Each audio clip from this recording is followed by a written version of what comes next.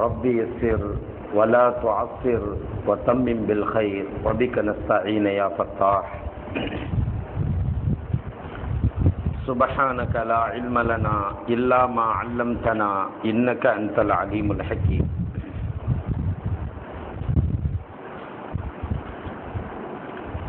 الحمد لله نحمده ونستعينه ونستغفره ونؤمن به ونتوكل عليه ونعوذ بالله من شرور أنفسنا ومن سيئات أعمالنا. من يهده الله فلا مضل له ومن يضلله فلا هادي له. ونشهد أن لا إله إلا الله وحده لا شريك له. ونشهد أن سيدنا مولانا محمدا عبده ورسوله أما بعد. فقد قال الله تعالى في القرآن العظيم الفرقان المجيد: أعوذ بالله السميع العليم من الشيطان الرجيم بفضل بسم الله الرحمن الرحيم.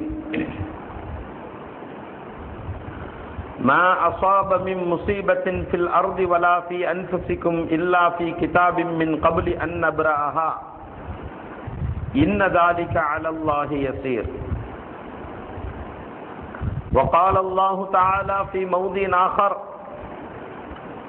فإذا جاءتهم الحسنة قالوا لنا هذه وإن تصبهم سيئة يطيروا بموسى ومن معه ألا إنما طائرهم عند الله ولكن أكثرهم لا يعلمون.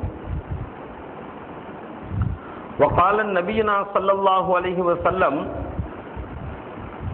من أتى غرافا فاسأل له عن شيء لم يقبل له صلاة 40 ليلة. رواه முஸ்லிம். அளவற்ற அருளாளனும் நிகரற்ற அன்புடையவனுமாகிய எல்லாம் வல்ல அல்லாஹுவின் திருநாமம் போற்றி ஆரம்பம் செய்கின்றேன். அகிலத்திற்கு ஒரு அருகுடையாக வந்துதித்த அன்னலம் பெருமானார் ரசூலை கரீம் ஸல்லல்லாஹு அலைஹி வஸல்லம் அவர்கள் மீதும் அவர்களை பின்பற்றி ஒழுகிய உத்தம சத்திய சஹாபாக்கள், தாபியின்கள், சபா தாபியின்கள் மற்றும் இங்கு குழுமி இருக்கக்கூடிய நம் அனைவர்கள் மீதும் அல்லாஹுவின் அருளும் ரஹ்மத்தும் கிருபையும் என்றென்றும் உரித்தாகட்டுமாக. ஆமீன். அஸ்ஸலாமு அலைக்கும் வரஹ்மத்துல்லாஹி தஆலா வபரகாத்துஹு.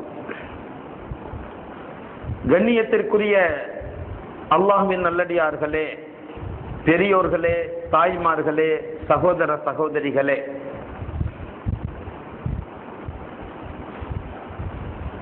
இந்த மாதாந்திர பயானினுடைய இன்றைய தினத்தினுடைய தலைப்பு இஸ்லாத்தின் கண்ணோட்டத்தில் மூட நம்பிக்கை என்ற தலைப்பை தெரிவு செய்திருப்பதற்குரிய காரணத்தை தாங்கள் நன்கு அறிந்திருப்பீர்கள்.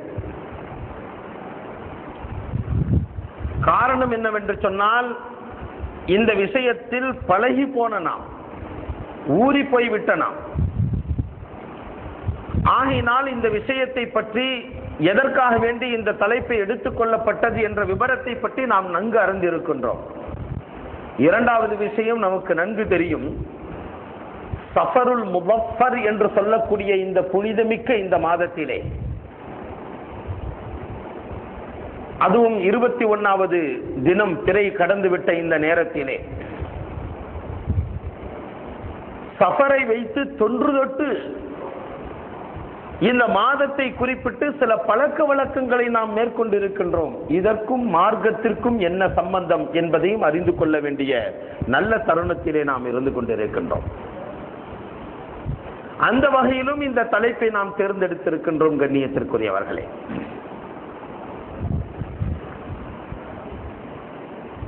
ஆகையினால் அல்லாஹு தாலாவினுடைய நிஅமத்துகள், அருள்கொடைகள் நம் மீது ஏராளமாக இருக்கக்கூடிய இந்த காலகட்டத்திலே, இந்த நேரத்திலே அல்லாஹ் நம்மை பல படைப்பினங்கள் இருப்பதற்கு மத்தியிலே மனிதனாக படைத்து அந்த மனிதனிலும் இஸ்லாத்தை ஏற்றுக்கொண்ட, அவனுக்கு கட்டுப்பட்டு வாழக்கூடிய, தௌஹீத் என்று சொல்லக்கூடிய அந்த ஏகத்துவத்தை பின்பற்றக்கூடிய மனிதனாக ஆக்கி, அதிலும் சிறப்பு வாய்ந்த எம்பெருமானார் ரசூலை கரீம் ஸல்லல்லாஹு அலைஹி வஆலிஹி வஸஹாபிஹி வஸல்லம் அவர்களுடைய உம்மத்தில் என்றும் நம்மை ஆக்கி வைத்திருக்கின்றான். இது அல்லாஹு தஆலா நம் மீது செய்த அருள் கொடைகளில், ஏராளமான அருள் கொடைகளில் சிலவையாகும். அதுவும் மிக பிரதானமானதாகும்.